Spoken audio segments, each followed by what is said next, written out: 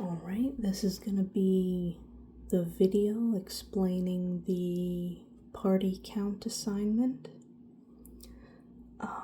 So this first line, import Java files, it tells Java you want to use the file class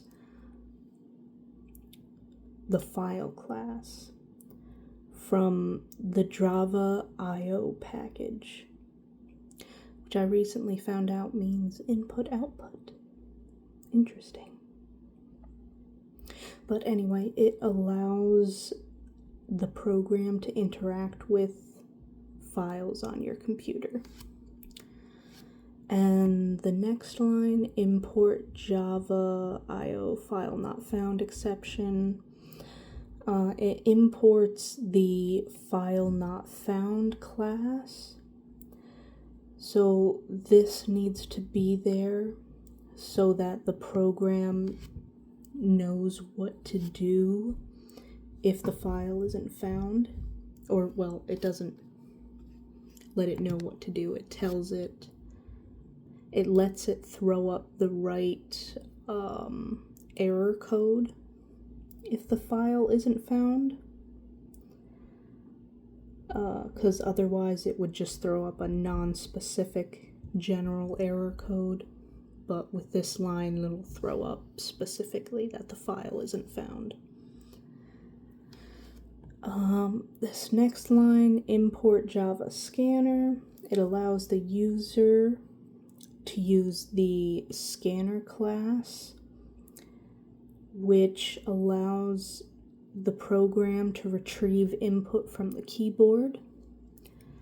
We need that in anything where we're going to be typing something in. Alright. Public class Feagin party count. It defines the class name Feagin party count. And public static void main. It defines the main method. Just about everything we've done has required these things. Alright. String file name, party response.txt. It declares a string variable called file name and assigns it to the value of party response.txt. Basically it just says, if you find a file called this, we're going to assign it the string value file name. So file name equals this, and this equals file name. Let's see.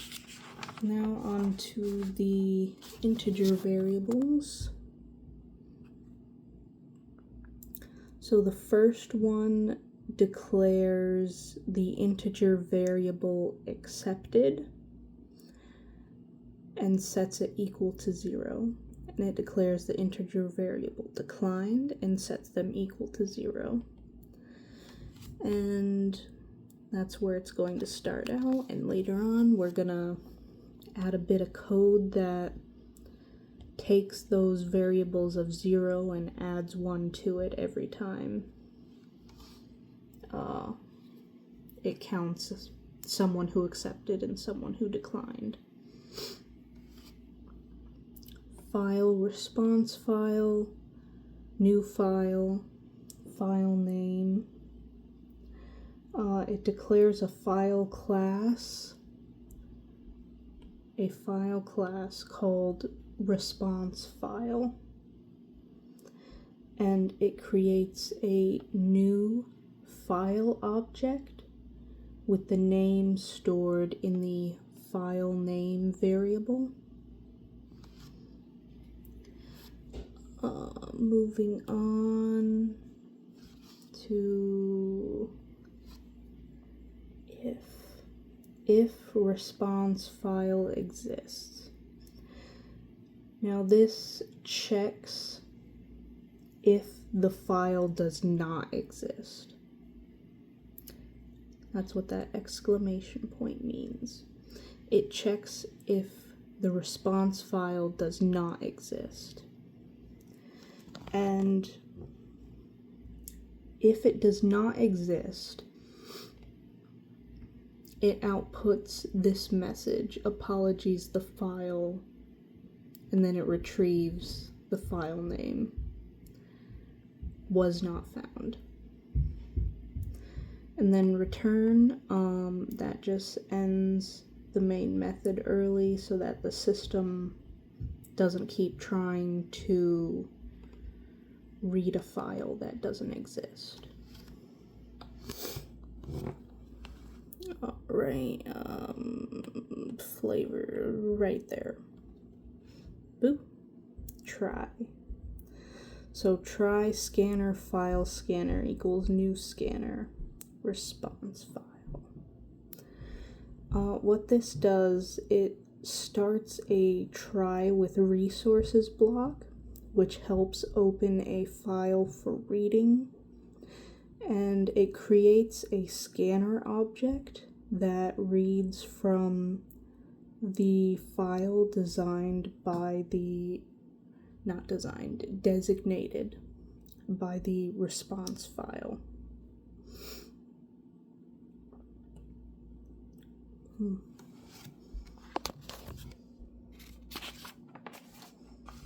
Okay. While we're getting into the loop. Okay.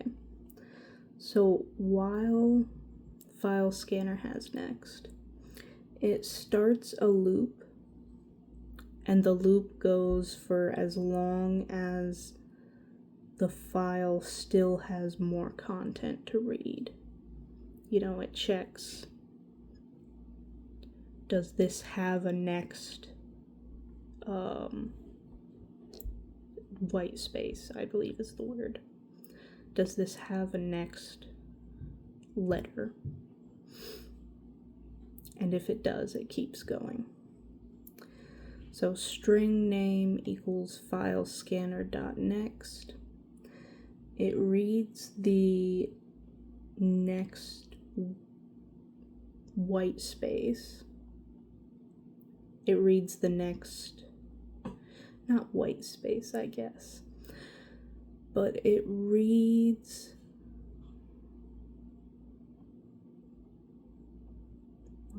file scanner has next string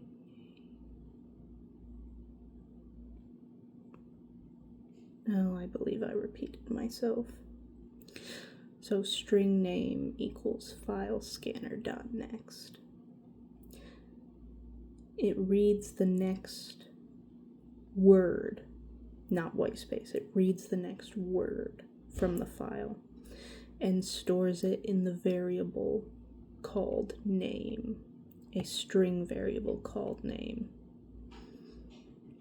And then if file scanner has next, it checks if there is at least one more token or word available to read from the file before you tried to read it, which I at first thought was strange because you would think that's what these two are doing, but from what I can figure, this line is because it helps when the file content is incomplete or irregular.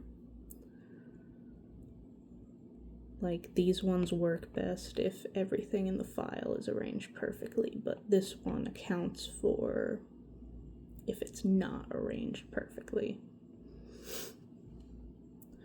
Alright, string response. It creates a string variable named response, and it reads the next token from the file scanner. It reads the next token and stores it as a string variable called response. I think that's a better way of putting it. Alright. And this one is where the magic finally happens. So, if response equals yes, so what it does, it reads the file, it reads the name, and then it reads the yes or the no. And if there is a yes, it increases the accepted count that we started back here. It increases it by 1. And else if the answer is no, it increases the declined variable that we started back here. It increases that by 1. And it keeps the count. And then, let me scroll down a bit.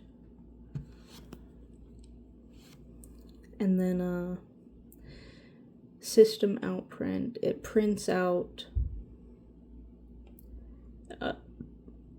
accepted, colon, and then it inputs the total of what the accepted count was. And then it prints out declined,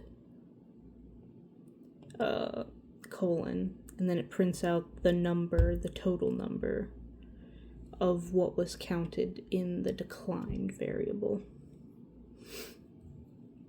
And then just a little bit at the end, outputs an error message if the file could not be opened. So there's all that. Now, I know part of the assignment was to run your file. So I've been using IntelliJ this whole time, but the other day IntelliJ started giving me problems, and I have not figured that out yet. I have not figured out how to make it stop giving me problems yet. So, this is written in my notes app. But I found I don't know if you can see that well. Okay, so I found this free online thing I can run it on.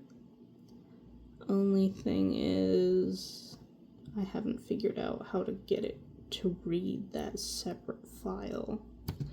So all it will do when I run it is pull up the apologies, the file could not be found response. I cannot actually test if the counter works. I wanted to try to fiddle with it some more to figure it out, but like with how long these videos take to upload, I just have to do what I can now and just take what I can get. Last time it took 8 hours to upload the video, oh my goodness. But, alright.